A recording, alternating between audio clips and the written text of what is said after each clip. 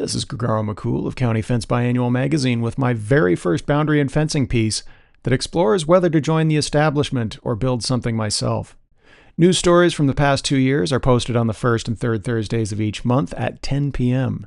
Don't forget to like, subscribe, and all that jazz for more of Eastern Ontario's oldest and most prestigious boundary and fencing publication, County Fence Biannual.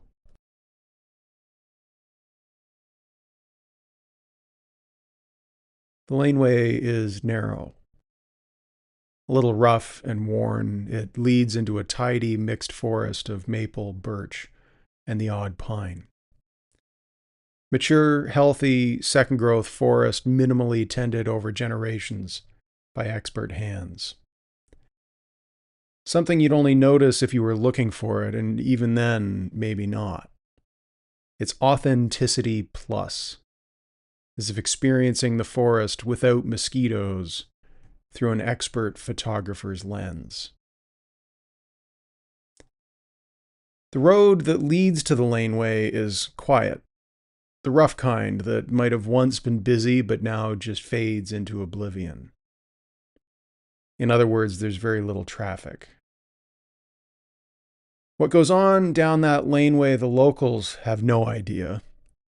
Usually a gossipy bunch with little to talk about aside from minute changes to the surrounding environment. They have absolutely no interest in this particular laneway. It's as if it doesn't exist. It's been here since the beginning, predating most of them, and it blends into the scenery like books on a shelf in the background. Sure, you could go grab one and read it, but you'd have to notice first. Speaking of books, that's how you used to find your way here. The location has never been a secret, and many people seek it out, but you have to be looking to notice it. Before the internet, you'd look up one address in a book, send a letter requesting the address to this place, and await further instructions. Of course, the internet has streamlined the whole process. Now you simply look it up on the kind of website most people would never think to visit, on a page people would never bother to look at. The path is clear, but otherwise there are no clues to what exists down that laneway, and that's the way they like it. If you are one of those odd individuals who makes the pilgrimage, you would find an introvert's paradise built by people who see more than is likely there in pursuit of discerning patterns from the chaos. The kind of people willing to make sacrifices and work hard for something that may never come to fruition. The kind of people who believe they can and should come together for the greater good, but are usually better off working alone. The kind of people who quietly build elaborate fantasies in hopes that one day they may become the reality. Thus, the property is pedantically well designed, with every detail thoroughly fussed over and having gone through countless iterations. Inspiring, winding paths link cozy houses full of perfect reading nooks to excellent coffee shops and artisanal workshops designed specifically for mental cross-training. Every walk is contemplative, and rapid transit is achieved by bicycle. Or so that's what I hear. There are strict rules for entry to ensure the hard work is not spoiled. The fence isn't visible from the road. That would draw too much attention. You won't see the fortifications until a few kilometers down the laneway. Ancient, some going back to Gutenberg's time. There's rumors of the founders being calligraphilic monks cloistering themselves away to focus on the illumination of manuscripts. But those were the earliest days, perhaps in service of a different god. As one might expect, the advent of the internet has made the place much more accessible, which has resulted in a recent modernization of the ancient fortifications. Tall, chain link, electrified, and topped with razor wire winding its way through ancient stone and earth embankments. That said, it's more bark than bite, with intentional perforations designed to test anyone who thinks themselves worthy enough to enter through unconventional routes, while making it easier and more interesting for the residents to come and go. Newcomers are celebrated rather than punished for their ingenuity should they find their way in through the back door.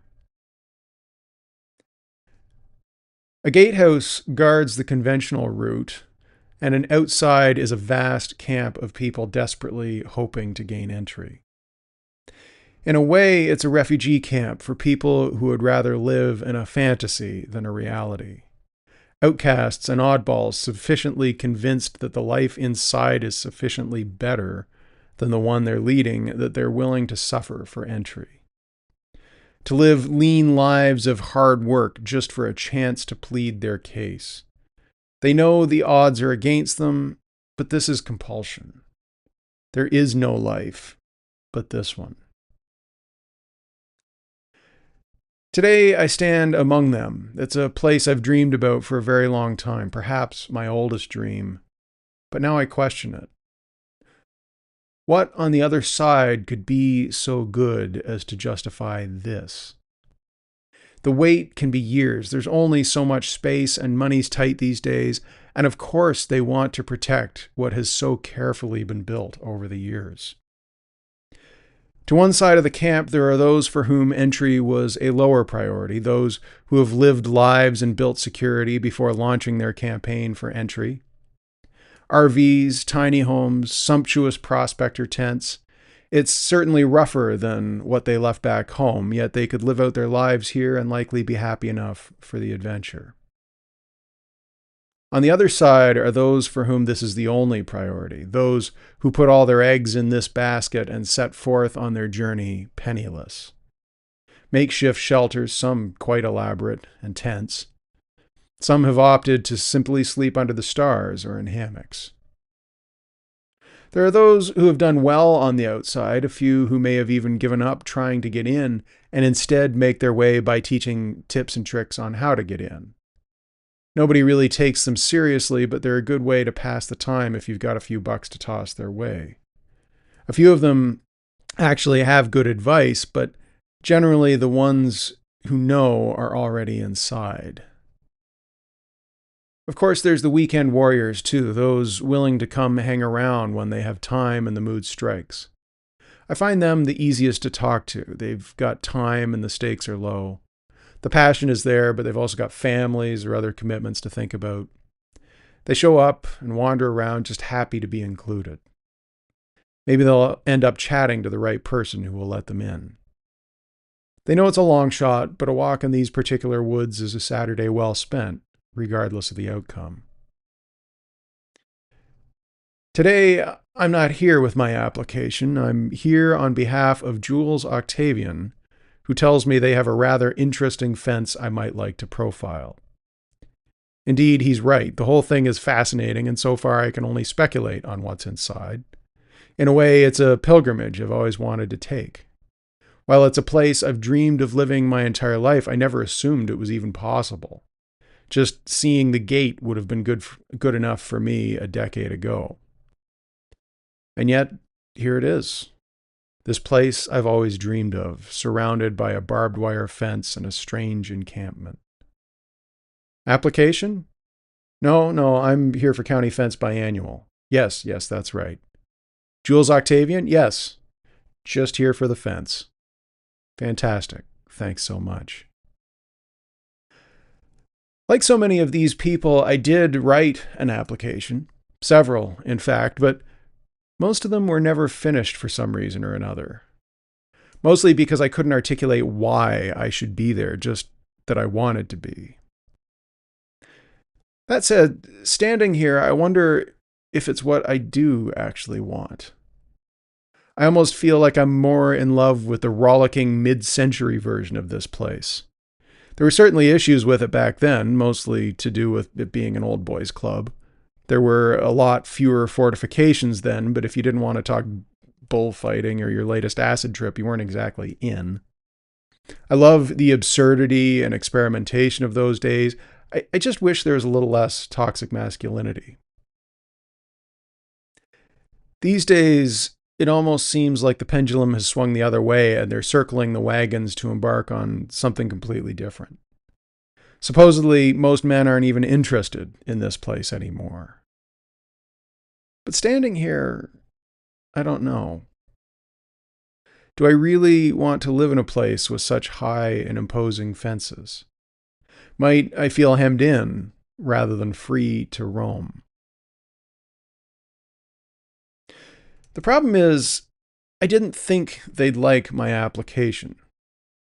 But I did. I don't know that, of course. I'd only find out if I brought it here and waited for at least 6 months, probably a year or two, if I got a call back at all. And that's only the first stage. The first reviewers have to then make a case to a higher body, which may take a couple more years. I could take this huge document about why I think I'd be a good resident and tie it up for years. Or I could use it as a blueprint to build a place of my own. Yet that's risky too. Have I got the ability, or am I just going to piss away a couple of years of hard work? It feels like the same risk either way. In the end, it's a confidence game, something I've never had a lot of. But the way to overcome my lack of confidence is to go off and build something on my own, to prove it, rather than trying to impress potentially insecure strangers. That way it's clear. I either do it or I don't. There's no speculation as to whether I can. It happens or it doesn't. Done. I don't have to believe in myself. I either finish the project or I quit. It's just tough to know when to quit. It sure would be nice if someone in an authority position would tell me whether I've got the chops. Wouldn't it? The thing I love about Jules Octacvian is that he wouldn't care. He's never been interested in whether someone else says you can or cannot do something. He only cares about whether Jules Octacvian thinks he can do something. Of course, he's got a family distillation patent and a couple of generations of wise investing behind him. In other words, he can afford to fail. He's got options, security. But I guess I do too, since I moved out here where land was cheap anyway. Perhaps I can simply fake it till I make it. Still, from time to time, I do wonder how I'd do with something more conventional, something more marketable. For example, I'm working on a pitch to the CBC right now with a friend of mine. It's a traditional Canadian small-town comedy ripe to explore all the progressive themes we want to hear from our national broadcaster. The CBC is interesting because to me, a once enthusiastic outsider who has found other interests in the past years, it seems like they have to play it safe these days. They certainly don't seem like the kind of people to invest in the literary editor of a regional fencing publication. Yet they produced one of my favorite shows of all time, The Nadeaus of Duquesne Island. It poses as a found footage documentary of an isolated Northern Ontario family in the early 1970s, and does it so well that I had to keep the Wikipedia page open to assure myself it was, in fact, a mockumentary. So perhaps they do have some space for the weird literary editor of Eastern Ontario's oldest and most prestigious boundary and fencing publication. That said, they did reject my submission to their annual short story contest in favor of a memoir about a woman's mother's illness. I guess they didn't want Stuart McLean, Margaret Atwood fan fiction about how we should stop considering ourselves second fiddle to a country without socialized health care and rampant systemic racial inequality. To each their own, I suppose. And at the end of the day, all you can do is put yourself out there.